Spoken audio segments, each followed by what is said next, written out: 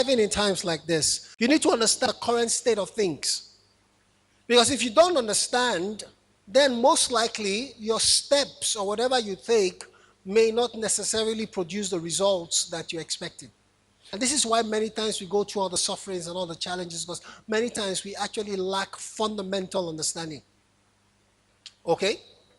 I remember many years ago, I buy businesses. It's one of the things that I do. I buy a scale businesses. So I remember this guy had this wonderful idea.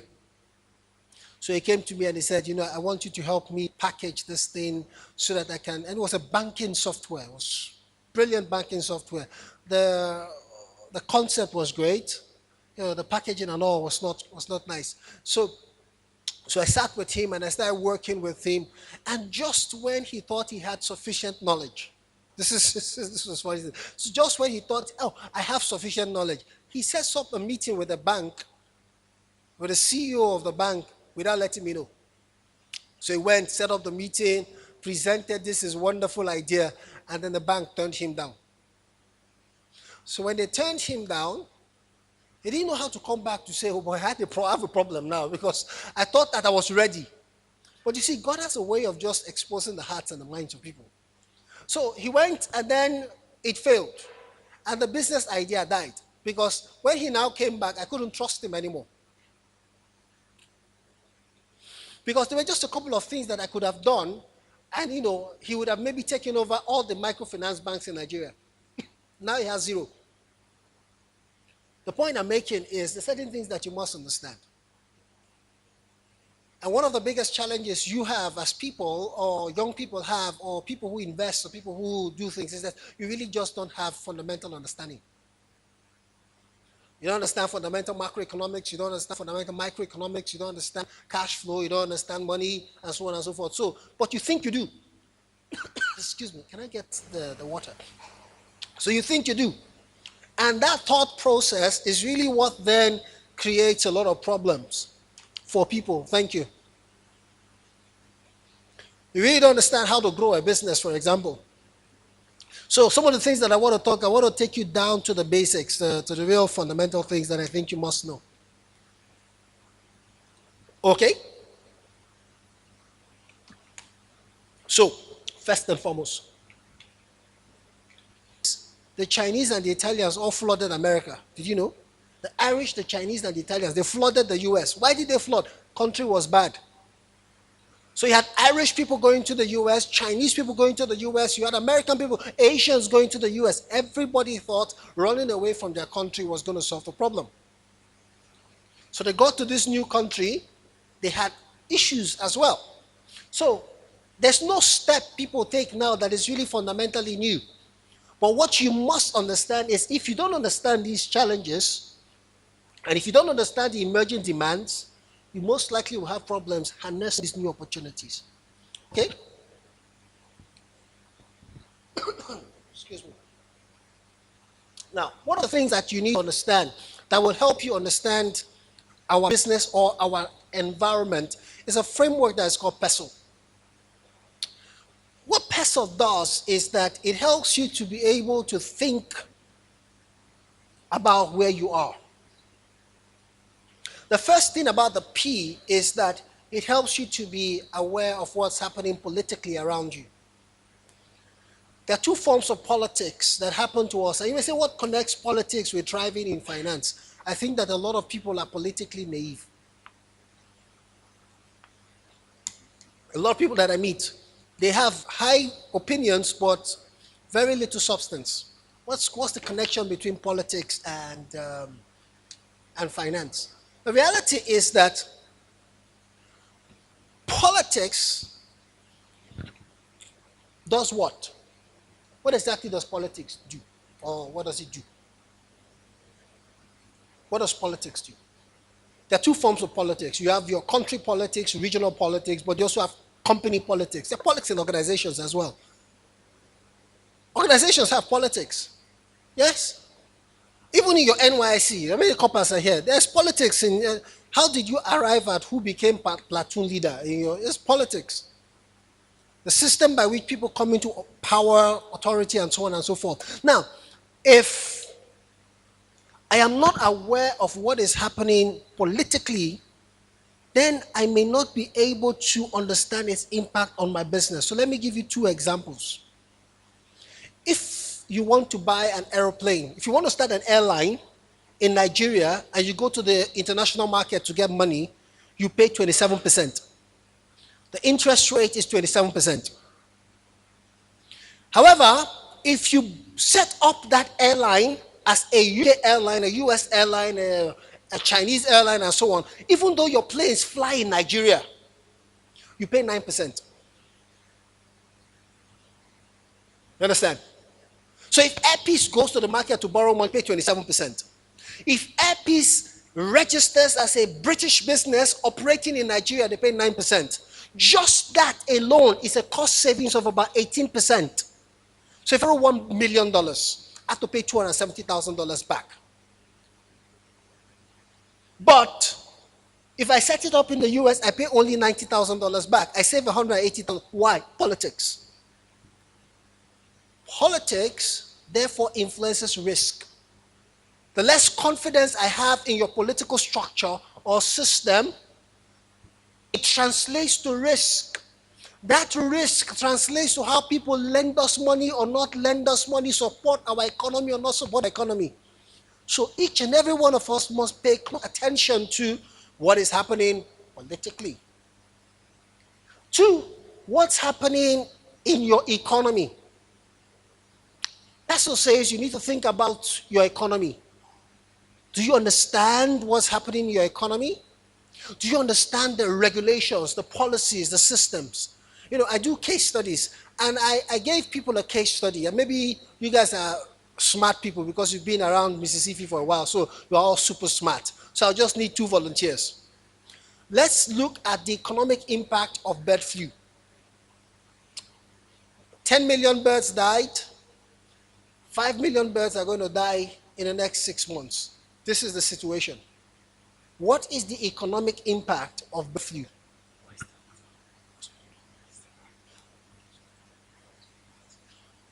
What's the economic impact of bird flu? Does anyone want to try? If 10 million birds die and you hear it in the news, what does that mean? Yes? In money. Yeah, but who's losing the money?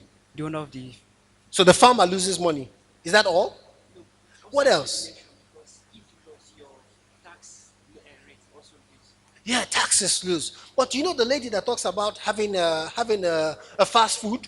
Now she doesn't have chicken. And all of you, when you go for weddings, you want chicken, right? So she doesn't have chicken. So there is this issue now in her business that's affecting her. It didn't die, but now she doesn't have a supply of chicken. Now, if she doesn't have supply of chicken, what do you think happens when demand exceeds supply?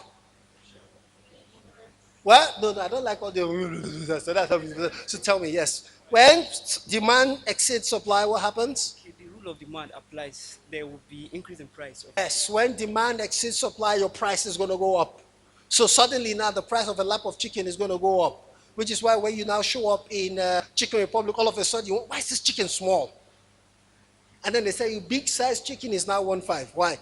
Demand and supply. See, it's economics. Then what happens to the eggs? Some of you like to eat egg. Yeah? You like to eat egg every time. You swallow it all the time. You look like someone like that. Yeah, you see, you like to eat. So all of a sudden, he takes 5 eggs a week at 1,000 naira. Now it's 2,000 naira. See? What's shaping your economy? You have to understand. You have to be smart about, you need to understand the rules that govern economics. Macroeconomics, which will be GDP per capita. Microeconomics, demand and supply. But you also have to look at social implications of things. What's happening socially around me as a person? What's happening around me socially? Socially includes culturally. Is my business impacted by some sort of cultural revolution? What's happening around me technologically? You know, Mississippi said something around access to technology, which is great. I mean, you use Facebook and so on and so forth. But the question oftentimes is, Do you own the technology? Because whoever owns technology controls the price. So do you own the technology, or do you simply use the technology? The vast majority of the young people I know in Nigeria don't own any technology. They simply use it. Let me ask you a simple question. If you are living in Palestine and for the past 2 weeks now, they have knocked off all internet, and your business is internet dependent, what's going to happen to you? What's going to happen to you? You see, you think it's not important, but that's technology. Suppose tomorrow something happens and it knocks all our internet and all your businesses, digital marketing is this, is there. So what backup do you have?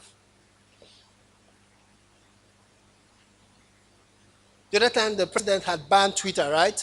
So all the Twitter-dependent businesses, what happened? They had to buy VPN. Am I correct? Pestle says, what's happening to me politically, economically, socially, what's happening to the technology upon which my business is built, what's happening to my legal space? Legally, what's happening? Are there regulations? Is someone coming up with a regulation that can actually just close down my business? For example, thank God is an importer. He's so happy, so he imports things. He's a great importer of maybe frozen foods. Then his ship is on the highway coming with like 5 containers full of chicken. Obasanjo bans chicken. The law has changed. What do you do? What do you do? How do you deal with this legal space? I noticed that a vast majority of us as business people do not even understand the regulations that govern our business environment, such that when it changes, you are taken completely by surprise. For example, the lady who has who is an event planner and so on and so forth. What happens when there is a lockdown? What happens when there's a curfew and you can no longer organize parties, you can no longer organize those type of things? Your business is completely eroded. So if you don't understand this as a risk to your business, you will not put together mitigations. What's happening environmentally? How many of you have any idea what's happening to the Nigerian environment, particularly with regards to oil and gas? Does anyone know? Does anyone know? In 2020, something was said. We're now 2 years into it. Does anyone know? Let's say environmentally. Want to try? Yes, tell me.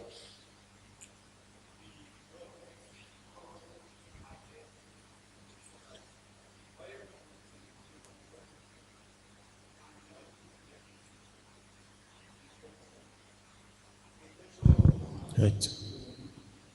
So basically, you say we have booked our reservoirs in advance, and so now we're in serious trouble. You know, right? So we booked our reservoirs in advance. You know what that means? Basically, the oil we have not produced, we have already sold. You're aware? You guys are not aware. Yes. The oil we have not produced, we have already sold certain aspects of it. So some companies have booked their reservoirs in advance and collected the money now and spent it.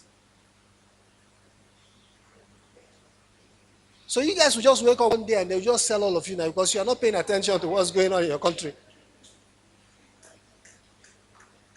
Secondly, we are moving to what is called a decade of gas, where we are shifting our priorities from oil to gas as a transition fuel.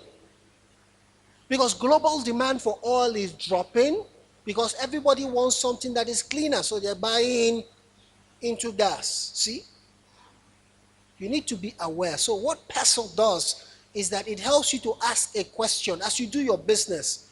What's happening around the political space in my business? The economic space, the social space, the technology space, the legal space, and the environmental space. You must constantly ask yourself, every quarter, go through a process where you ask yourself questions around your business or your employment, your job, whatever, your investments. Ask those questions so that if there's anything changing, you can immediately begin to change how you think. You also must then go from that space to your immediate environment and ask yourself, what's happening to my competitors? How intense is rivalry in my business? You see, if you are the only person providing a particular service, you can control your price. What then happens when more people begin to come into your space? This is one problem many of you have. You go, oh, I want to do digital marketing, for example. And for a while, when you were the only person doing digital marketing, my goodness, you could talk to your customers anyhow, you could do anything anyhow, it was fine, right? But all of a sudden, you now discover that the number of people doing digital marketing are now like 20. So customers begin to have more choices. Suddenly, you start to ask, where are all my customers? Where have they gone to? This is how aero contractors failed. I don't know if you remember. I used to fly aero contractors and Arik Worry. When Shell was around, we would fly aero contractors, Arik. They had all the corporate clients. Almost every company pre-booked seats. So they didn't take care of the one-on-one customers, those small guys like myself who will pay for tickets. So the moment Shell left, the moment Chevron moved, the moment Total moved, what happened? There were no corporate customers to serve. So the airlines went bankrupt. In fact, as we speak, Arik is in receivership. It is being managed by Amcon. How do you go bankrupt with an airline? Competition. Competitors will come into your space. So as a business person, you must constantly ask yourself, how intense are my competitors? What are they doing? In what ways are they getting better? Am I improving my value proposition to them, to my customers? Are they happy when they show up and they do something? Because everybody is competing for the same set of people. So, you must then understand what's happening around your immediate environment. My competitors. Number two, are there substitutes to my products? You see that thing that I was doing, I thought I was the only person who could do it. All of a sudden now, people have choices. They can say, oh, I don't want this, I want something else. Remember many years ago, we had Venus, Relaxer. How many of us remember? Then we had Kessentin. Is it Kessentin? I remember because of the guy, Joe Brown. So, Joe Brown, my hair is breaking. So, oh, no, you need Kessentin. Am I speaking because I'm too old? No, I don't understand. It's just my age. So they did the advert and then, and then he used Kessentin. So all of a sudden you go into the place where you want to make your hair. And, I'm like, I don't want Venus, I want Kessentin because it's going to solve my hair problem, right? That's substitute to your product. There will always be substitute to your business idea. There will always be substitute to whatever services that you render. If you do not constantly understand how quickly the preference of your customer will change, if you don't understand how quickly substitutes are entering into your space as a business person, you will not thrive in an environment like this. If you don't quickly understand it, substitutes are coming out on a day-to-day basis. Let me give you an example.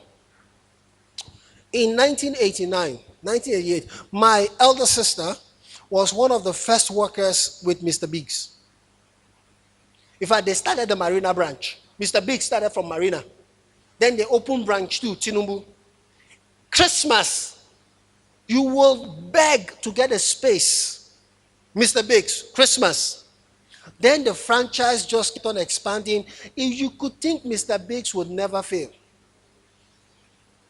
Ma'am, what's the last time you ate in Mr. Biggs?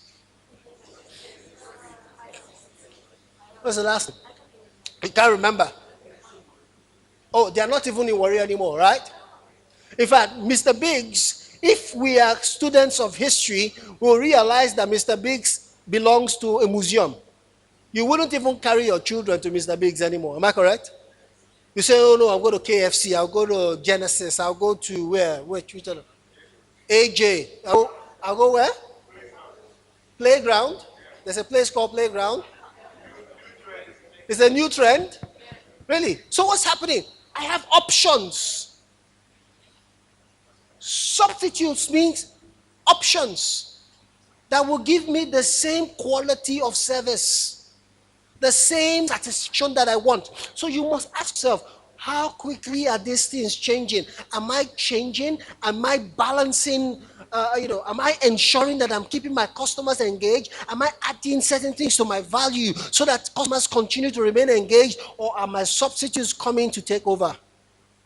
3, compliments.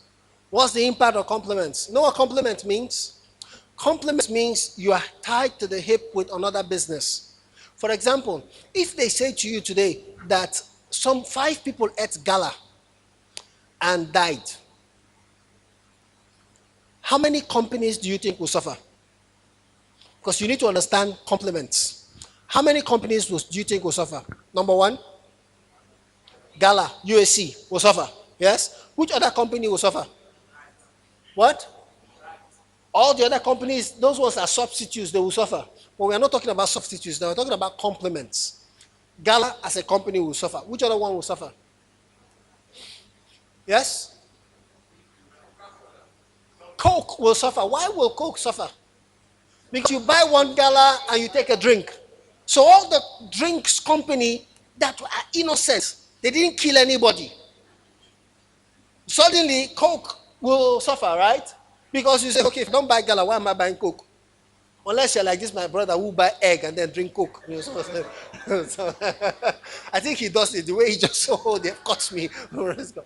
Now, the point is, that will suffer. But what else will suffer? Flour will suffer. Why? Because you use flour to make what? The gala. It will suffer, right? What else do you think will suffer? The sausages will suffer. You know, the sausage that is inside the gala, the guy who's getting the beef. Because if I can't sell the gala, I can't buy the beef. Okay, what else do you think will suffer?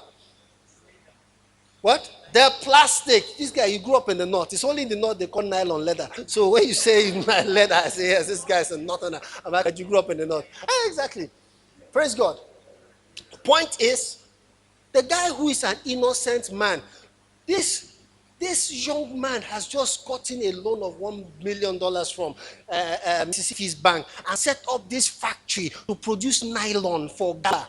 In fact, he had a contract for the next 10 years. All of a sudden, there is poison in the gala. Who is going to buy the nylon? You must understand this. This is what you must know. So that when you are now a complement to a person's business, you have to now ask, how do I de-risk my business? I only produce nylon for gala? Or can I also produce faggot bread, just in case something happens to gala? The businessman must think. Entrance into your market, new entrance. How easily can someone enter and start doing what you do? For example, a business that has low barrier to entry is POS. Anybody can start POS. I can start tomorrow. Am I correct? The barrier to entering POS business is very small. So after a while, if this my sister is now making too much, somebody else just opens and say, you know what, instead of paying 100, I'll give you 70 naira. Remember when MTN and Econet started many years ago, they told you that per second billing was completely impossible. And then Glo came in and said, you know, we'll bill you per second. What happened to MTN? Everybody started running to Glo. Everybody had a Glo line. Then MTN and Econet then were forced to change. Entrance into your business can shape the entire industry. They can shape what you do. So you must ask yourself, am I in a business that anybody can start? Or am I in a business where I need specialized skills? Or I need capital to start? For example, I am very, very sure that the combination of all of us cannot start Shell's business. Right? Am I correct? Because at least you need maybe like $100 million for us to buy one flow station, small one. You know, one small flow station. You know that one that sometimes we will block on the road just to put the separators together. So you know, take $100 million. So the combination of all of us. So the CEO of Shell is not worried about people starting new flow stations. The capital intensity is high. The CEO of Airpeace is not worried that tomorrow I will go and buy an aeroplane. You understand? I just start worry to Lagos because I'm angry. You understand? So if you don't show up and you get angry, you just look at it and wait and say, okay, you know what, give him snacks. Next time he will come back. You understand? Because he knows that getting into that space is tough. Unless market conditions change. For example, many years ago, if you wanted to travel in Nigeria long distance, what did you enter? Tell me. Long distance, you wanted to travel many years ago, what did you enter? Train. What did you enter? Ekene Lirichuku, the young shadow, which one? Which one is the first? That's what you entered, right? You entered those Ezenwata, long buses like that. Am I correct? Okay, so those were the things you entered. All of a sudden, they've disappeared. Why did they disappear? Tell me, 3 things happened that led to their disappearance. Want to try? No, not services. Not services. What was the competition?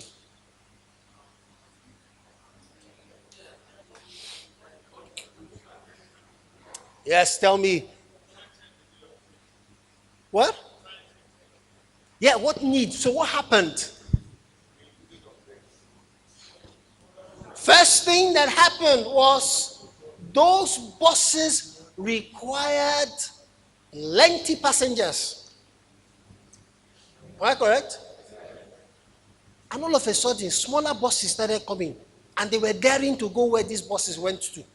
Am I correct? So why enter 52 seaters and wait? You come by 7. You wait till like 10 o'clock. But this one will only take 14 people. Let's enter this one. Am I correct?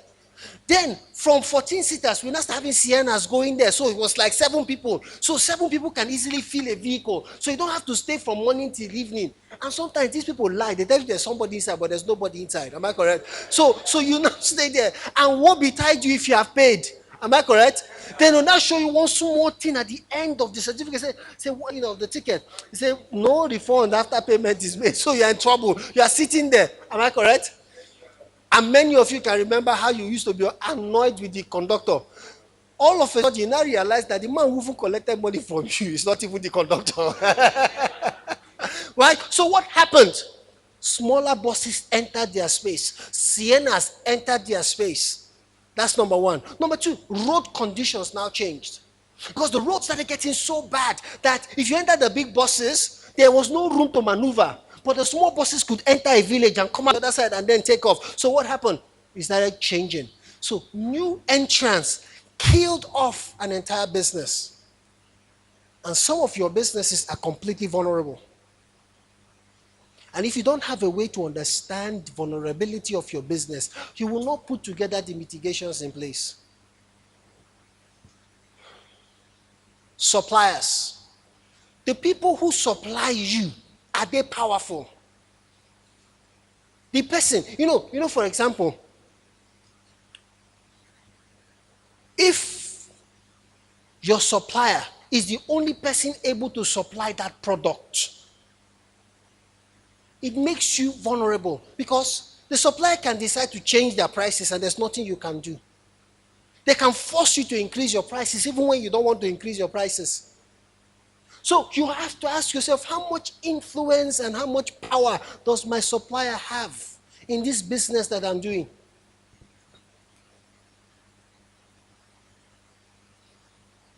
What happens if MTN decides to increase?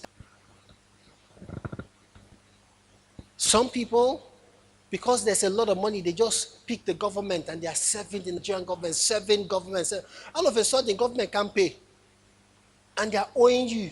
And your business is completely bankrupt. So you must ask yourself, do I understand my customers?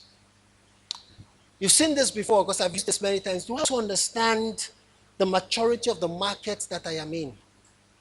You see, market maturity introduces different dynamics. You know, when POS, for example, started, it was here. People didn't understand it. So those who jumped into it made a lot of money. They made a lot, you know, oh, POS, you were the best friend of everybody, right? Am I correct? All of a sudden, the POS started growing. So more people started coming into the business. And then it got to this point where it was the height of POS. Now, POS business is in its decline because any Tom, Dick, and Harry can get a POS. I can even start up my own POS and put it by my side. Am I correct? Same. Pick another industry. Give me another one. Digital marketing, same thing. When he started, all of a sudden, he has like 5 boys around him. Right? He's making shoes. They are seeing that he's making money. After 3 years, each of these boys now has their own shop. And is surrounded by another 5. How many people are now making shoes? 6 people, right? Give it another 3 years. Those 5 boys leave the 6 boys. So there you now have like 30 people making shoes. What do you think is going to happen to the supply? Supply will begin to exceed demand or match demand. Suddenly more people are supplying into the market. It's the same thing many of you ladies. That's why everybody wants to do tailoring.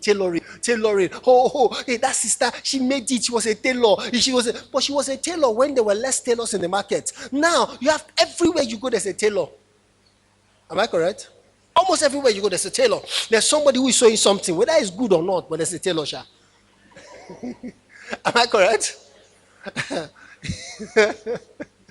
Whether the trouser is right or not, you know what is a tailor, right? So the point is, at some point, remember this curve?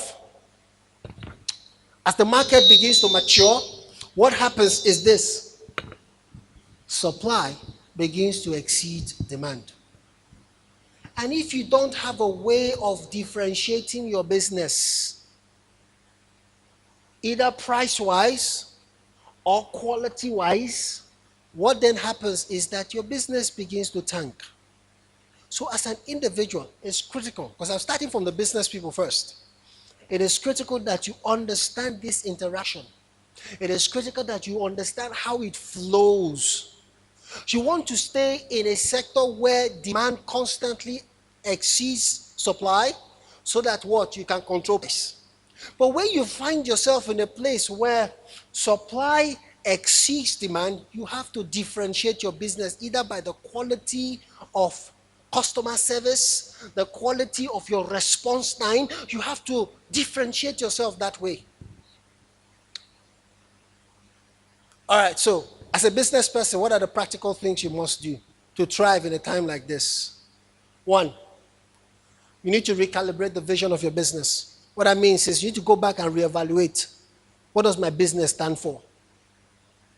What's my business? What does it mean? It meant something 5 years ago. The dynamics have changed. What does my business mean now? What is my business hoping to achieve today?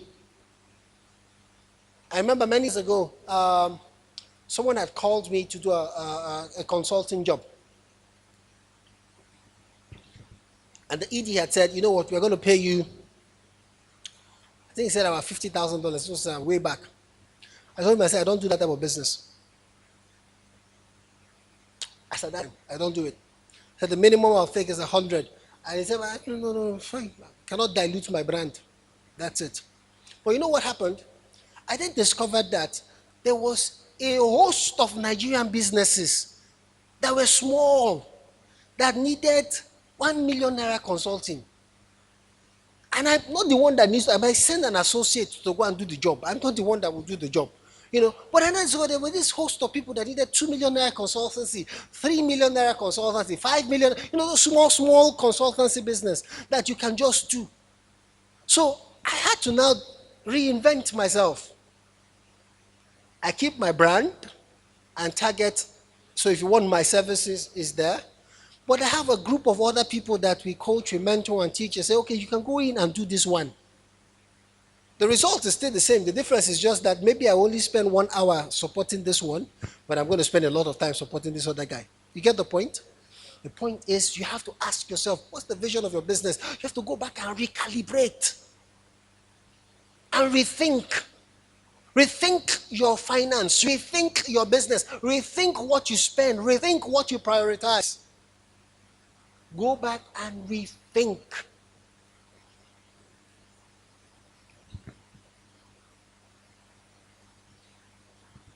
You have to realign the basics.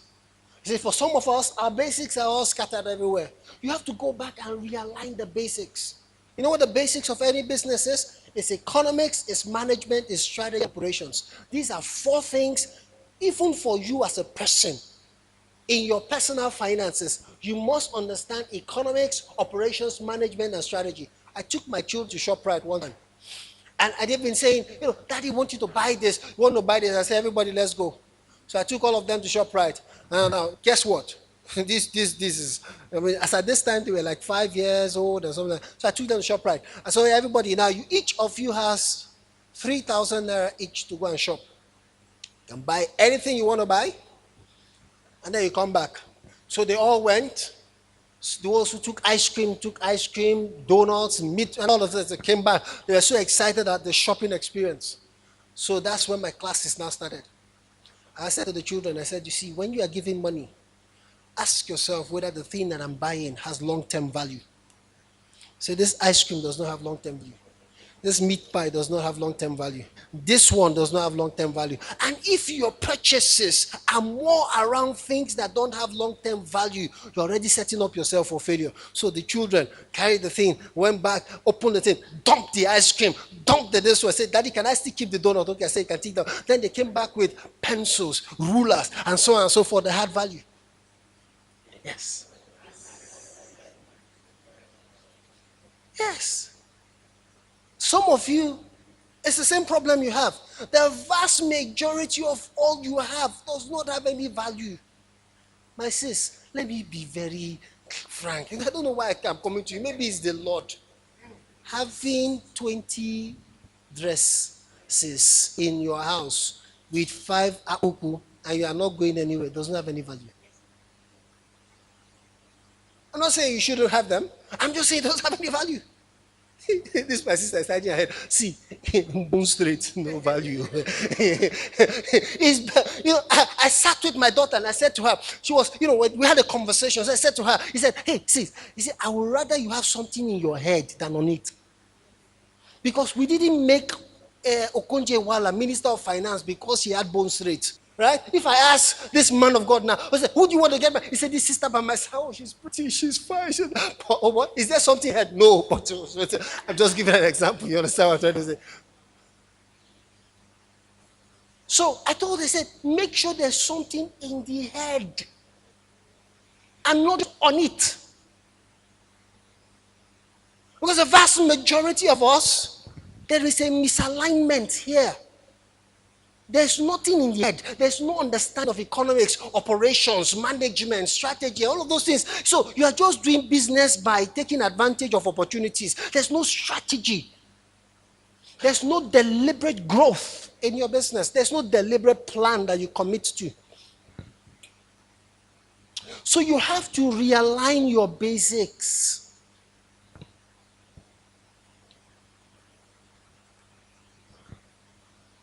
This one I'll leave you to read. It's a very simple flow chart. You see, the strategy part is a long-term thing. The operational part is a short-term thing. I'll leave you to look at it because I want to go into something more interesting. For your business to thrive, you must manage perceptions and manage pricing. What that means is people pay relative to perception. If they perceive your product is adding value, they'll pay for it. If they don't perceive it is adding value, so you have a perception pricing quadrant. Low perception, low price, no problem. But when you have something that is perceived to be of value and you are pricing it low, you are commonizing what you have. Here you have your price is very high. But people don't really see the value of what you bring to the table. These are the first set of business that disappear. So POS. This is where it is. Perception is low. I just need money. Value is really low, right? So I must play around this axis. For most of us, when it comes to thinking about our businesses, or when it comes to thinking about thriving in a time like this, our big issue is there's a mismatch between the perceived value that our businesses bring and the actual prices that we charge.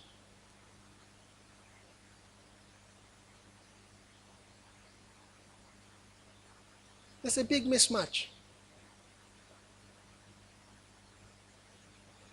So as you think about where we are as a nation, and as you think about growing your business, it doesn't matter whether it's a product or a service, ask yourself, what's the perceived value of what I'm bringing to the table? How valuable is what I am bringing to the table? If what I'm bringing to the table does not have value, I need to adjust my price relative to my value. You must.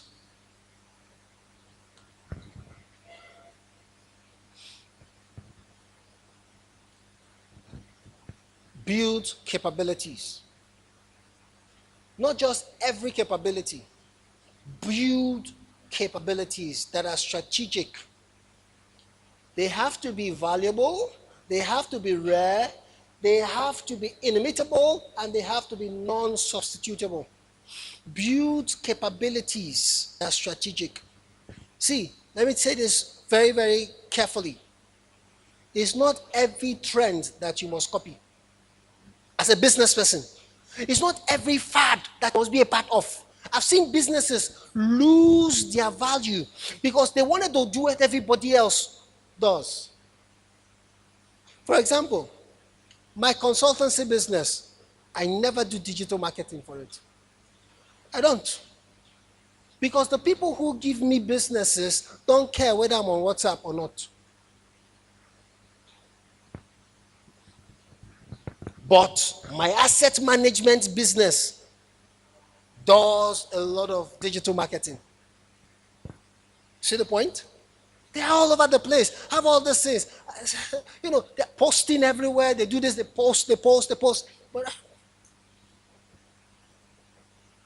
fine. When I go in and I'm talking to a CEO of an organization, he doesn't really care whether I was on WhatsApp last week. You getting the point? I sat with a guy and he said, I want you to come.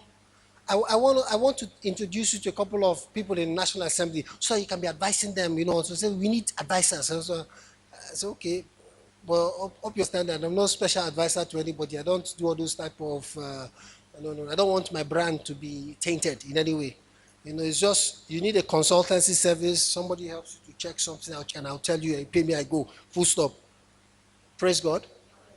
But you see, it's a rare capability. So you must build capacity that is valuable. Is what you have, does it have value? I'm sorry to say, but you see, the vast majority of people have this idea that they have value, but they don't. So you must build capabilities that have value, that are rare, that are not easily substitutable. You must be able to do what you do so well that it's not easy for someone else to take over. See, and if I am doing something that is common, then my engagement has to be so well that nobody can engage them like that. I get what I'm trying to say. So if for example, I am a tailor and I'm surrounded by tailors, I need to so engage my customer that by the time I finish, the customer doesn't want to go anywhere because I have something that is not easily substituted.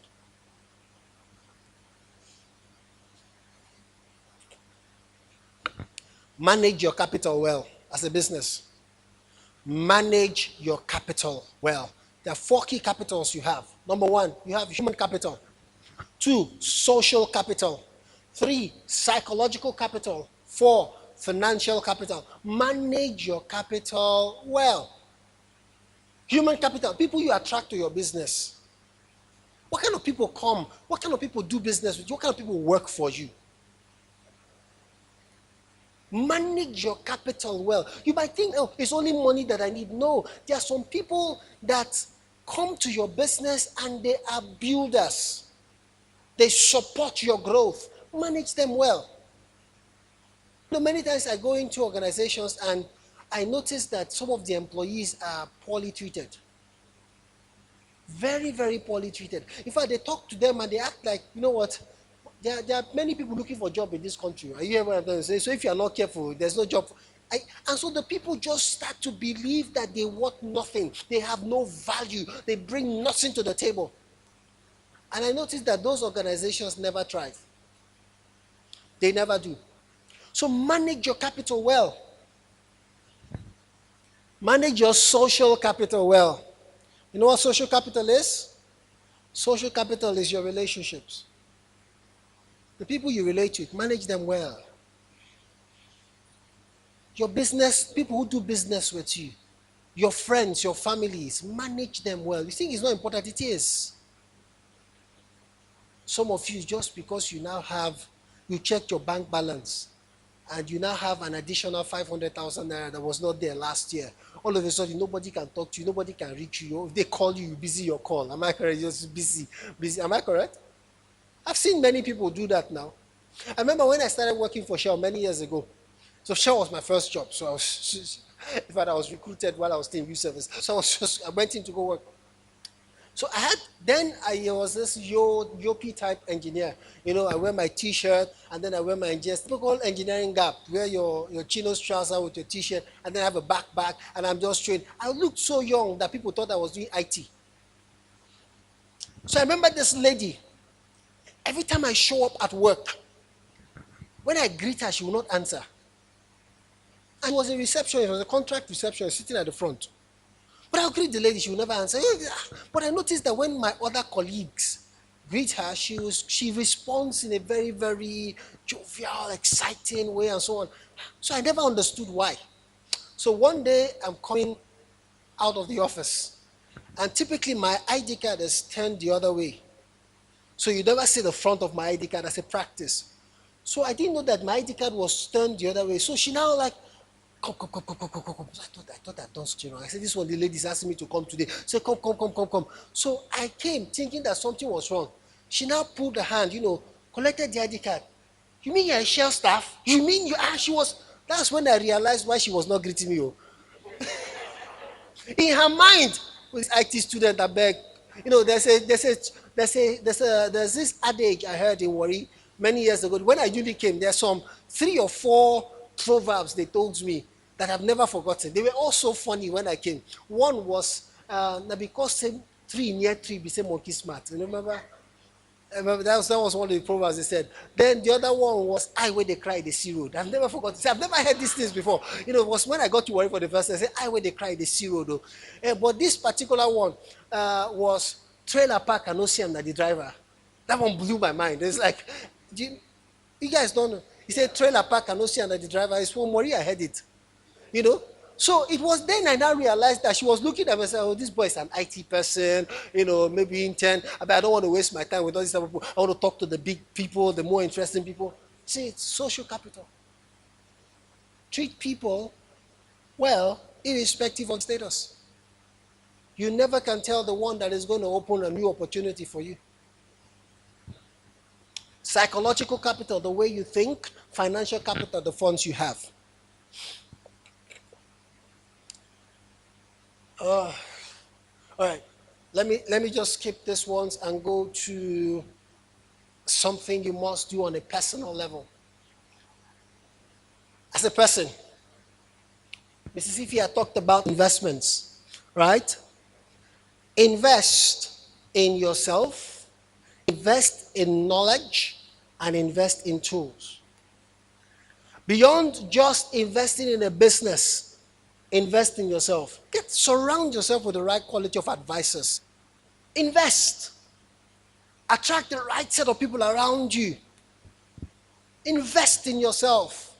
Improve yourself. Learn something. One of my classes was Gift of the Spirit. I said, tell me, which gift of the Spirit you know about? The lady was so smiling. She was a worker in her church. She was just smiling. He said the gift of raising the dead. She was so happy about it.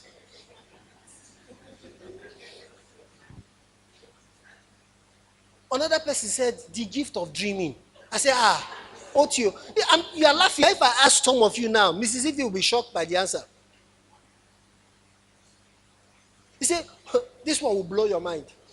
Ministers conference, mama. Minister, this is the height of it. Ministers. Somebody now asks, please, what is the difference between a vision and a dream? The lead minister. What the Bible say, blind leading the. This is now the lead minister advising the junior ministers. You know what he said? He said, a dream is what happens between 12 a.m. and 3 a.m. But a vision. Please invest in. You hear what I'm trying to say? Invest where? Yes, invest. Because you come out of that place and you'll be thinking you have revelation. And you go and confuse other Christians. You're laughing. I'll give you another one so that you know that there's a problem. In a minister's conference, somebody raised his hand. He said, sir, not me. He said, why did Jesus curse the tree? Why did he curse the tree? So this lead minister, now stood. This is where I stood as the story went. He now said,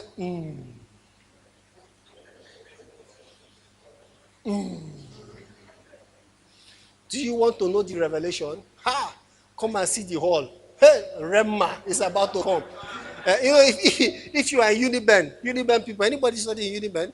I was told that Uniben people, they are very notorious. That a preacher can be preaching, then the next thing you hear, chook me Rema. Hey, stab me revelation. Am I correct? My time is up.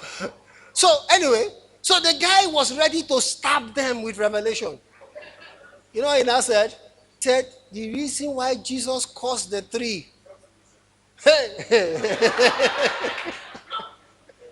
He said, Jesus cursed the tree because that tree was the tree that was in the Garden of Eden. That Adam. Please, invest in what? Please, invest in what? Yes, very important. Whether it's spiritual knowledge, financial knowledge, make the investment.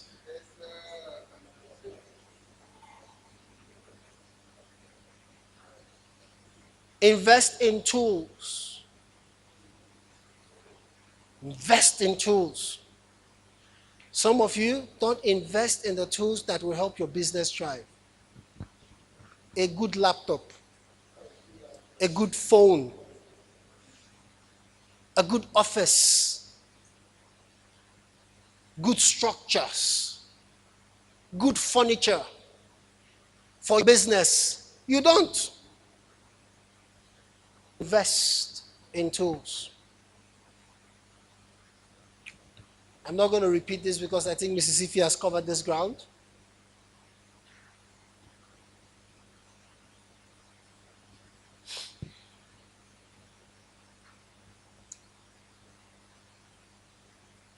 Let me end because I know my time is up. Don't worry, you have the slides they can share. If you want to thrive, there is a very simple quadrant for increase. Save, careful. Save, invest, and give. Save to invest and invest to save. Invest to give and give to invest. Save to give and give to save.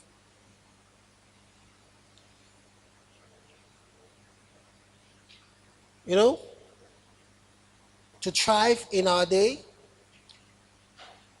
you must learn. You know, one of the things savings does is that savings gives you mastery over your resources. That's the fundamental discipline of saving. It means that I have it, but I am in control. It does not control me. So I might have when I started working, my mentor then said to me, Nana, you will save 50% of your income. So that was my first point to saving. I've been saving before, but he said, no, you will save 50% of everything you earned. He was not comfortable because people around me at the time, man, this guy, one of my colleagues, we joined Shell the same day. Within a couple of months, the guy was driving Mercedes-Benz E200 then. You know the one they used to call Opolo Eye? Remember the one they call Opolo Eye, Tortoise Eye? The guy was driving the thing. And I was looking at this guy, save 50% of what you earn.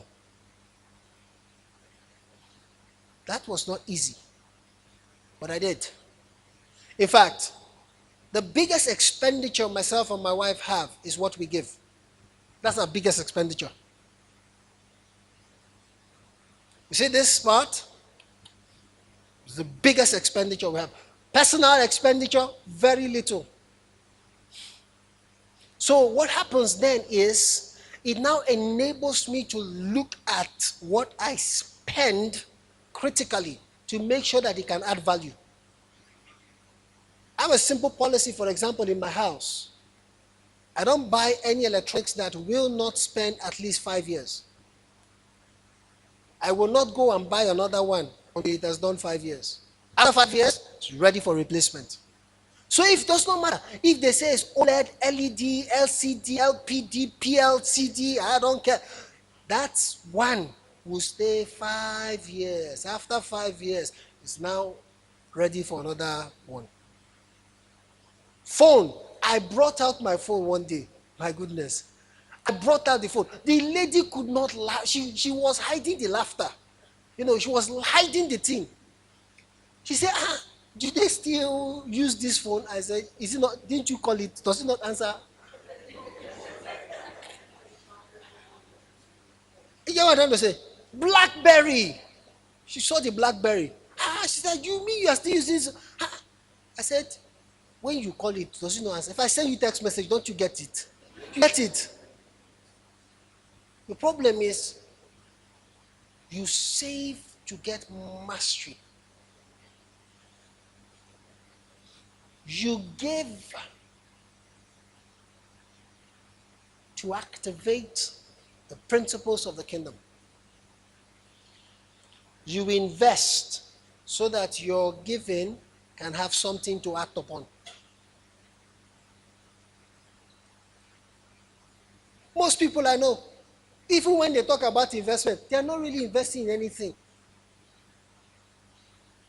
Most people don't even know how to give. So they are investing for selfish purposes. They are giving foolishly, and they don't have anything saved. You know what Joseph did in the land of Egypt? He saved 20%. And so I tell everyone, the minimum you must save every month from what you earn is 20%. That's the minimum.